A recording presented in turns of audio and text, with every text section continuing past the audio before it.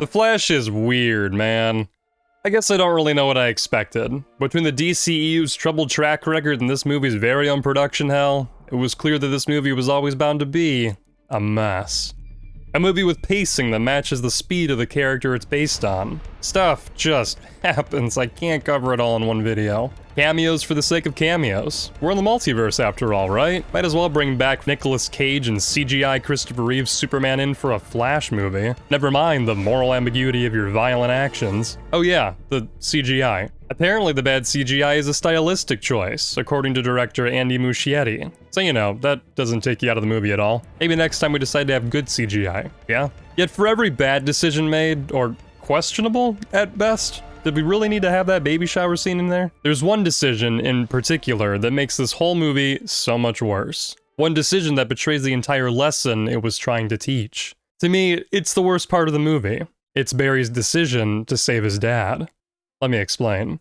For those unfamiliar, the Flash movie is essentially an adaptation of the comic book event Flashpoint. It was me, Barry. Where the Flash, aka Barry Allen, runs back in time to save his mother, Nora Allen, from dying. However, in doing so, an alternate timeline that differs drastically from Barry's main timeline is created. Apparently saving his mother is just the absolute worst thing that could ever happen, because everything seems to change for the worse. Flash loses his powers, Superman doesn't exist, and Wonder Woman and Aquaman are engaged in a war against one another that's destroying the world.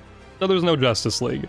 Throughout the course of the comic's run, Barry learns about the butterfly effect, and to, more or less, not manipulate time for selfish gain. Basically a certified with great power comes great responsibility moment. Or whatever this Uncle Ben was trying to say. Responsibility. Back to the Flash movie, where this same core concept of the comic is applied.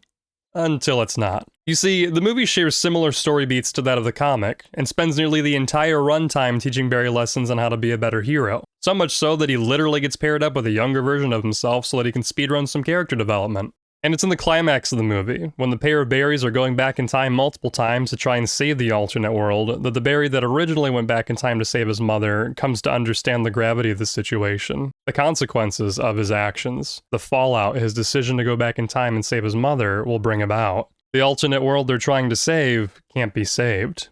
It's an inevitable intersection. Realizing this, OG Barry runs back in time to stop himself from altering the past to create a different present. He puts the can of tomatoes back, shares one last moment in time with his mom, and lets his mom die.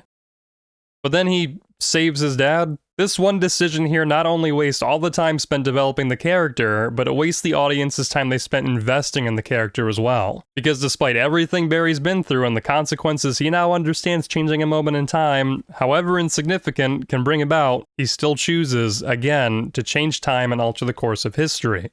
Barry didn't learn anything, so what was the point? Hey, check out these bat nips.